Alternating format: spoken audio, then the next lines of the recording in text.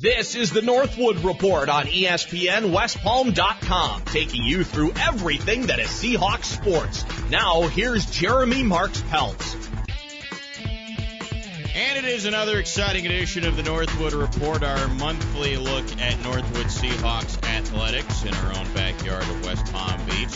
My name is Jeremy Marks-Peltz. You hear me weeknights at 6, hosting ESPN West Palm tonight. Also calling Northwood men's basketball games, and joining me as always, he is the real star of this podcast. He is the authority on Northwood athletics, also in the sports information department. It is Chris Kendrick, and Chris, we are getting to that pivotal time where it is nearly conference tournament time for men's and women's basketball. Yeah, feel the excitement. It's getting thick. All that work all season's getting to this point for the teams.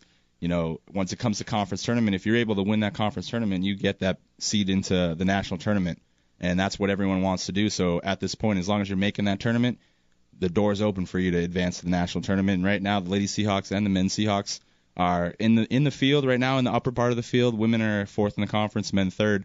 So, it's going to be a nice little week and a half here to see how the conference shakes up. Yeah, well, let's look at the men. And normally, and this is a huge credit to the College Basketball Hall of Famer, Rolly Massimino. I mean, normally we're not talking about the men's basketball team being in any sort of danger of not making the tournament, but that's a credit to his coaching staff and the players that they've had. And we knew that this year would be somewhat of a transition year. But Seahawks had a chance to inch closer to the top of the Sun Conference. They took on Wednesday night St. Thomas. You were in Miami for that game. St. Thomas, the best team in the Sun Conference, and Seahawks couldn't quite pull it out, lose 88-82. Give everybody that didn't get a chance to see it, myself included, a couple of bullet points on what you took out of that game. We're at that point, like we said, in the conference where everyone's kind of hit their stride, and it's always a tough matchup when you're playing St. Thomas. They've been, put together a great program. Coach Gale and his staff really are finding some good talent, and they have a senior-based team. What Northwood was last year, St. Thomas is this year. So last night's game was just another battle between the two squads. One of the rare occurrences, I think, for me, possibly the first time I've ever seen this in college basketball. There were 58 fouls called in a game. Oh, my God. There's too many fouls, just in general. 58. Just in general, there are too many fouls that get called in some of these games. If you were listening to the broadcast, me and Coach Dante Calabria were just talking about it, and we gave the refs credit on the fact they were consistent the whole game with their calls. They called it tight for the whole 40 minutes. But I think the teams just didn't make those adjustments, and having 58 foul calls really kills any sort of momentum teams can build. Any sort of fluidity and just flow of the offense is just killed every time you're getting a whistle every 40 seconds. So that just really kind of killed the teams. But it was just another battle, and some late shots from St. Thomas. They had some real dagger three-pointers late in that game, and foul trouble really killed the Seahawks. Fred Madison was battling with 3 fouls all game, but he still had a good game himself. Chris Solomon ended up fouling out with 5 minutes left to play. So not having him in those crucial minutes of the game turned out to really clip the Seahawks. It wasn't a situation they faced this year. Solo's been in throughout the whole game, so not having him late, especially in a tight conference game, really didn't help the Seahawks in that one. So hopefully it was a learning experience to know that when you're battling that foul trouble, you got to play smart. Well, and Chris Solomon fouling out of a game means that the game's getting called too tightly. It's like when LeBron James gets called fouls out of a game. I mean, it happens, maybe once a year. Yeah. And I mean, LeBron is such an amazing defender, and obviously, we're not saying Chris Solomon is LeBron James here necessarily, but in the Sun Conference and in NAIA basketball, I think Solo is one of the best defenders we've seen all year. I think he normally understands how to defend and how to stay in front of his defender without fouling. So, I would say there were too many fouls. I would say that is an officiating problem if Solo fouls out. Yeah, that's something Coach Massimino prides himself on, his defensive strength in his team. It's, one of the focal points in his practices, and what he preaches to the squad is you got to be strong defensively. Having those fouls didn't help, but also both teams shot over 50% from the floor. It was a very efficient night for both squads, and without that foul trouble, we could have saw a game that might have been up in the hundreds of points. Who knows? But a lot of those points did come from the foul line, but if you have more of a flow to the game, you could allow those teams to put up some points. Right. So Northwood's still in good position. I believe 12-4 in the Sun Conference. They're 12-4 now. They're third. St. Thomas is at 15-2 in the conference, so they pretty much wrapped it up. Southeastern right behind them at 14-3. So it's still tight there. Then you get the Seahawks at 12-4, and then Embry-Riddle right behind them at 12-5. Yeah. So Saturday, Northwood takes on Southeastern. We'll have that game for you, ESPNWestPalm.com. Could that game determine or at least seal the deal for Northwood getting into the tournament? How big is that game in terms of Northwood's tournament chances? It's definitely going to be very helpful if they can get the win over Southeastern, especially the way things went at Southeastern earlier this year. Northwood suffered their first ever loss to the Fire. It was one of their worst losses in 3 years. It was an 88-69 defeat down in Lakeland. So they're going to definitely seek some redemption. But if they can get that win, that'd be big because St. Thomas, like we said, second in the conference, 18th in the country. So that is still a very impressive win to get that, especially coming off a game like they had at St. Thomas last night. Yeah, huge game for Northwood against Southeastern. And one other name, Fred Madison, you mentioned. 0-0 Sun Conference Player of the Week this past week. Yep, Fred has been really stepping up lately. I think he's found his groove on the floor, found out where he fits into this offense, and is able to be as physical he wants in the paint and keep his mind. Had a little foul issue last night, but it really hasn't been a problem for him all year. Right now he's averaging 14.3 points and nearly 9 rebounds, almost a double-double average for Fred. So like you said, he earned Player of the Week honors this past week. Had a pair of double-doubles last week and a 3-0 week for the Seahawks. Also, we want to hit on Chris Solomon was NAI Player of the Week. A couple weeks ago, so he earned that award for Northwood, became the third player to do that in school program history, joining Rashad James and Deshaun White. So those are impressive marks. I think one thing I've noticed from Solo lately, though, is in the last 5 games, he's shooting 26% from 3, and that's kind of been his bread and butter all year, 40% three-point shooter. Last 5 games, he's only hit 7 of 27. So I think he might be trying to hit a wall here lately, having to do so much here early in the season, carrying this team. So having Fred Madison be able to step up has been crucial for the Seahawks the last few games and getting wins. Sure, yeah. Fred Madison and Chris Lee's had some really good games. Yeah, Chris Lee's been one of the top freshmen in the conference right now. He's averaging 9.9 points, 6.3 rebounds. So he could be a Newcomer of the Year award candidate, definitely. And he's just been very good as a freshman. Myself and Dante Calabria were talking last night just how his growth over the season has just been tremendous. He was kind of passing up shots early, trying to find his rhythm on the offense, but now he knows where his spot is. Yeah, he's comfortable shooting that KG special jumper is what I refer to it at, right at the elbow. Hit a few last night. Had 17 points, team high. Him and Fred carried it last night in that loss, but Chris Lee has hit a nice stride here, so I'm excited to see what he can do come conference time. There it is, the Northwood Report. Jeremy Marks-Peltz, Chris Solomon we were talking about. But we have the other Chris. There's lots of Chris's in there. There's Chris 3 Kendrick. In our office hallway. There's myself, Chris Swager, our assistant AD, and Chris Taylor, our volleyball coach. So, all right, if I get you and Chris Solomon mixed up, that's not a bad thing, right? Nah, I mean, I think my 3-point game might be a little bit better, though. So we hit on men's basketball, and again, huge game against Southeastern on Saturday. Let's hit on some other sports here. Women's basketball, up and down season for them. Sometimes finding some scoring help besides a Charnel Brown has been a challenge. And you knew that there would be some inconsistencies. But as you look at the team overall, whether they make the tournament or not, first-year coach in Courtney McDaniel, Dante Calabria helping this team out big time in his first year here. Is this season overall been a success for the Lady Seahawks? I would definitely judge it a success for Lady Seahawks, just with all the new players. You mentioned the whole shakeup here in the coaching staff and Coach McDaniel, this being her first collegiate coaching experience. But coming from the pedigree that she has, along with her coaching staff, Dante Calabria, and his North Carolina experience, they've been able to just, let this team learn, get the growing pains out, but also rely on how they can improve their game. And as we've seen it lately, the Lady Seahawks have really grasped what they're learning and have really transitioned that to the floor. And we talked about, players chipping in around Charnel Brown, who's the third leading scorer in the conference, averaging 16.8 points a game, has been Atavia Blake.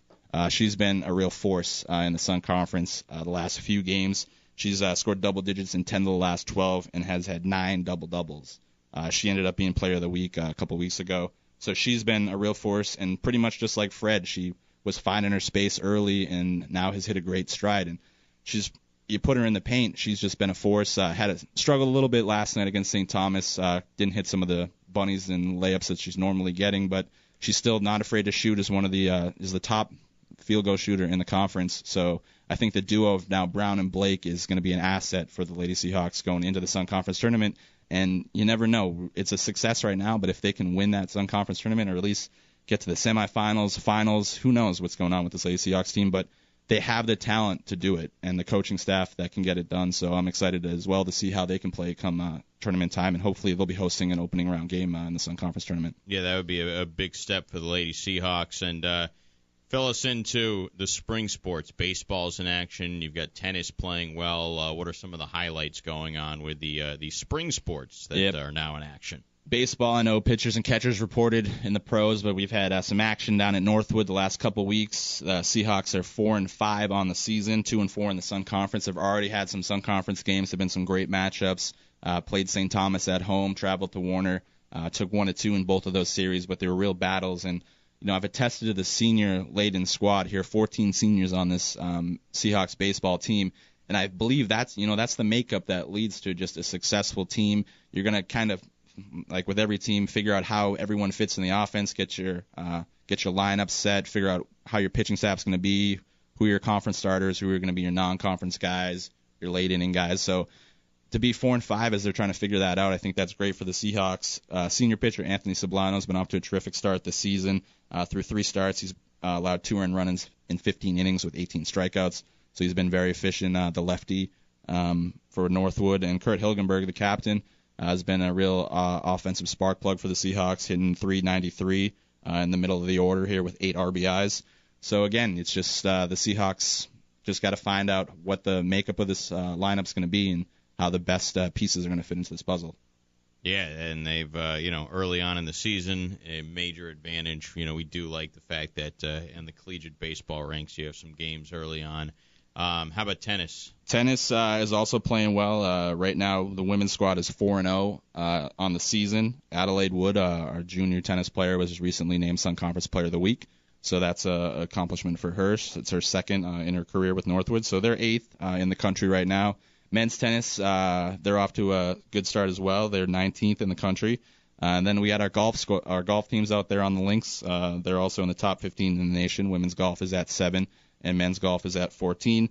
So, having some ranked teams in the spring, make a nice little transition as we go from basketball season into the spring sports season, Jeremy, here at Northwood. So no surprise, Northwood with tons of success no matter what sport it is, on the hardwood, on the diamond, on the tennis courts. Yep, our Lady Seahawks softball team, too. Can't forget about them. They're off to a 3-8 start on the season. They played some tough games in Claremont.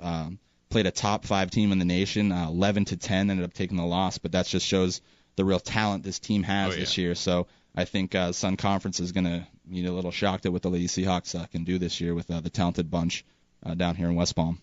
So we've talked about Chris Kendrick being the authority in Northwood sports. We are going to put those skills to the test.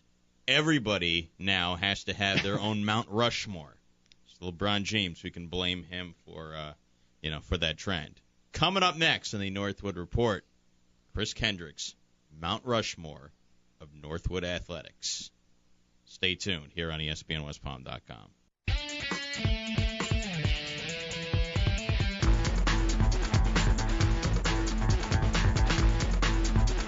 Welcome back to the Northwood Report. Jeremy Marks-Peltz and Chris Kendrick with you as we talk Northwood Athletics. We do it every single month here on ESPNWestPalm.com. I'm the host of ESPN West Palm Tonight. Chris Kendrick does everything at Northwood, and I mean everything. And before we get to the plug sheet where we give you all the news, notes, and dates that you need to know with Northwood Athletics, thought we would have a little fun with this. We've heard a lot about Mount Rushmores lately. I've never been myself, so I'm not sure what all the hoopla is about. But yeah, and you're like, you lived in that. I drove across the country 4 times, and I've never managed to make it. I kind of forget about North Dakota as much as I can. So. Well, or even South Dakota, either of the Dakotas, I could really. just drive through as fast as possible. Not the most popular states there. I got a speeding ticket in one. Going 84 and a 75. So I don't know about that. Wait, they give you 9 miles an hour over the speed limit? You got a speeding ticket? Yeah, but that's another story. Trying to go to grad school, better my life. Cop pulls me over. In that case, then I may avoid the Dakotas myself. Yeah. I've never been there either. But anyhow, ever since LeBron James was asked if he belongs in the Mount Rushmore of NBA all-time players, everyone has to have their own Mount Rushmore. It's the latest craze. We have not, to this point, at least maybe in some previous incarnation of the Northwood Report, had a Mount Rushmore of Northwood Seahawks. Mm-hmm. Did we? Or no, I don't think so. Okay, I think so just with all this hype. With LeBron, did anybody mention Bill Russell in their Mount Rushmores here? Well, yeah, what was interesting was, so LeBron first said that he belongs on there, and then when he was asked to give his, he took himself off it, so I'm a little confused how that worked. Kobe put Bill Russell on his. Okay. LeBron did not. I think he put Bird in, though. He put Bird in. I think they both had Bird. I think LeBron's was Bird, Jordan, Magic, and Oscar Robertson. Okay. Which, is interesting because I guess, the knock on LeBron for a while was he hadn't won championships, and LeBron is, bypassing the guy that's won more titles than everybody else, which I assume you, being a Celtics fan, don't take too kindly. Yeah, I mean, I just, he did play a long time ago, and, the generations are separating from those days, but, my dad's a passionate Celtics fan. He would always echo about Bill Russell and this and his battles with Wilt Chamberlain, and I mean, Bill Russell's at 11 championships. No one, I doubt, will ever touch that. So I think he needs to be involved in any sort of Mount Rushmores that are put together. We're taping this on a Thursday, by the way. We're looking at Joe Philbin talking right now. I don't think Joe Philbin, just a hunch, is going to end up on a Mount Rushmore of NFL head coaches. No, I don't see it anytime soon. I mean, you're a Dolphins fan, so I feel bad for you. I think if we're going to weigh out coaches, Bill Belichick would probably find himself on a Mount Rushmore before Joe Philbin. No question. But anyway, so let's get to what everyone wants to hear. You know everything about Northwood athletics. If you had to create a Mount Rushmore of Northwood players and coaches, any sport, any coach, any player, give us the Chris Kendrick Mount Rushmore. Okay, again, I'm gonna put a warning, a little asterisk on all this to start the gates here. The stat keeping hasn't been great in the NAIA, so I'm not sure how far things go back. I know we have a long history of a baseball program. A lot of good players have come out of that, and our soccer program and all that. Just want to get it out of the way.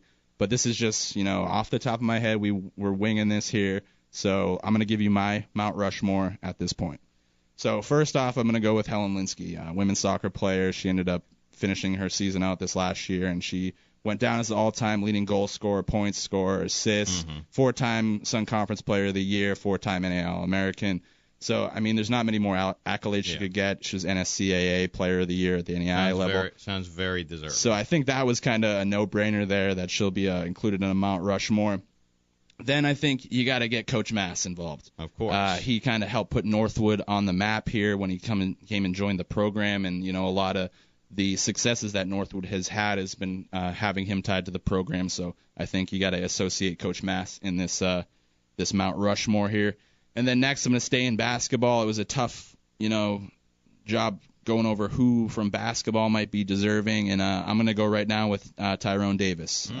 He was a 4-year player. He's one of the all-time leaders in assists, games played for Northwood. He was a Sun Conference player, or all Sun Conference selection, was a Defensive Player of the Year, now plays with the Harlem Globetrotters, so he's gone on to see successes after his days at Northwood. So, having him associated, I think, with our Mount Rushmore would be beneficial as well. And he still hangs out at the program a lot. Yeah, he was with us before going to the Harlem Globetrotters. He'll be a good lobbyer, I feel, for Northwood as he's able to grow his game and, get out there on a national and international level. And I think he'll be a good just voice for Northwood to help spread the message that he learned here at Northwood and being associated with the program. And then I'm going a little bit off track here. I'm going to go Coach Matt Dunn for the last spot here. He played with our men's soccer team as well, helped guide them to their first NAIA regional title, and also has now guided our women's soccer team to 4 straight unbeaten seasons in conference, a couple conference regular season championships. Now has been NSCAA East Region Coach of the Year. And so I'm going to put Coach Matt McFly Dunn up on the Mount Rushmore. That sounds like a good list there. Helen Linsky, Ty Davis, Matt Dunn, and, of course, Rolly Massimino on the Mount Rushmore. Now, was there one person that was the toughest omission?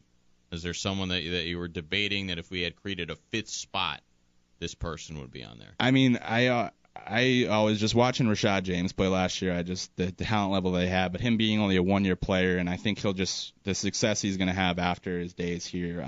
I don't know if you watched the D-League dunk contest. He did some ridiculous things in there. I saw some highlights. And he should have won. Better than the real dunk contest. Exactly. So I think him being in the D-League right now, playing for the Reno Bighorns, he's been successful there, and now he had the chance to show his talents on a larger stage, being associated with the NBA All-Star Weekend. So I think that's a great thing for him. And like I said about Tyrone, I think they're going to be just great statesmen for Northwood and just help spreading the message. And, everything that they do that's good just reflects the successes here at Northwood. Yeah, great stuff. Great Mount Rushmore. Now, again, I'll have a chisel. I'm sure I'll get some emails should we give tweets. Should we give you? Is there like one contact way that we should give out to our fans of the Northwood Report if you disagree or want to offer another suggestion to Chris Kendrick? You'll have to follow me on Twitter and then hit me up on Twitter.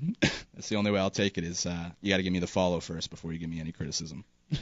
It would help if you gave the Twitter handle. Too. Oh, yeah, at C. Well, that's in the plug list, Jeremy. We're going to get to that. All right. But at C. Kendrick86. Wait for Chris Kendrick's Twitter handle. All right. You got to keep him waiting, on the edge of the seat. What is the Twitter handle? I just blew the tease. It's all right. All right.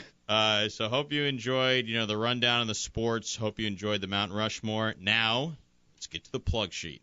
All right, the infamous Northwood plug sheet. So first, this weekend, big-time games at the Countess de Hornley Student Life Center. Sun Conference basketball doubleheader. Women's basketball at 2. That'll be also senior day. We'll be honoring Charnel Brown, Aaron Riley, and Denise Stoodle, 3 graduating seniors here at Northwood. And that'll be followed by the men's game, which, again, big-time matchup between the 2 and 3 teams in the Sun Conference standings right now. Like we said, Southeastern dealt the Seahawks their worst loss in the last few years here. Earlier this season, so we'll see if they can seek some redemption against the Fire this weekend. I think we're working with the fire department on maybe having them associated with the event. I pitched it to Nick as a little extinguish the fire earlier this season, so I like it. We'll see if that all comes to fruition. I'm hoping so. So come on out bring your fire extinguishers, folks. So next we got baseball. They're also on the diamond at Northwood this weekend playing Johnson University, formerly Florida Christian College. They'll be playing Saturday. Doubleheader. Also on Friday, they'll kick it off with a 2:30 first pitch, and then Saturday's doubleheader starting at 11 a.m. And then we got track. Also didn't hit on them. They had 2 NAIA qualifiers already. Alexandra Ellis qualified for NAIA Nationals in the high jump, and Mariah Johnson qualified in the 60-meter hurdles and the triple jump. So that's already some great successes for the Northwood track program early in their inaugural season. Already having 2 people get to go to nationals is already great. And they still have more events where they can qualify and hopefully send a few more student athletes to Indianapolis this year. So we'll see how that goes. They'll be at the Embry-Riddle Invitational this weekend. And then we got softball. They'll be playing in Clearmont at a tournament at the National Training Center there in Clearmont. And then they'll come home for their next home game, March 11th against Menlo at Northwood at Alumni Field. Then we got tennis. They're a big-time matchup. They had a couple games until then, but it'll be February 28th at Oxbridge against Embry-Riddle, who's currently the number 1 tennis team in the nation. So I think that'll be some great tennis for any of you fans, maybe down in Delray for the tennis event they had this past week. If you want to get some more, I say come to Oxbridge Academy. That's where Northwood plays on February 28th, and get some good tennis between some ranked top 10 NAIA schools. So that's pretty much it for our next plug sheet. Next, let's go over the website. We want all you fans at home to stay up to date with all your Northwood sports, stats, and news by visiting the Seahawks official athletic website at seahawks.gonorthwood.com.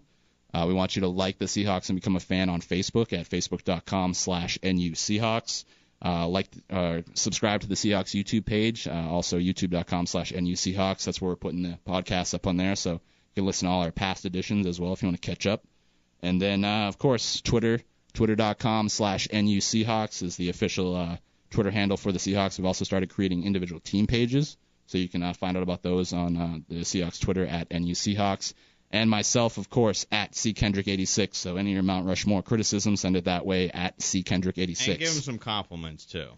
Yeah, I like some compliments too. Then mix it up a little bit. Yeah, and of course, let's throw out a Go USA hockey tomorrow. I'm pumped against Canada. Yeah, so that'll be a great game. I've been up for every game so far. Only 7 a.m. I got family in Montana and friends in Washington that'll be getting up at 4 and 5 in the morning to watch these games. So 7 a.m. You can manage. Yeah, it. it's nice. And of course, going against Canada tomorrow, that'll be a huge game. So I'm very excited about that, and that'll really kick off a great weekend of sports here at Northwood. Chris Kendrick, always a pleasure. Always fun, and good luck with your show. It's been great. I've been tuning in. Appreciate it. Every weekday night, 7 p.m., 6 p.m. 6 p.m. 6 p.m. 6 p.m. ESPN West Palm tonight. Right before your Seahawks games. Yeah, leading into Northwood Seahawks basketball. All right, for Chris Kendrick, I'm Jeremy Marks-Peltz. You've been listening to the Northwood Report. Have a great day, everybody. Go USA.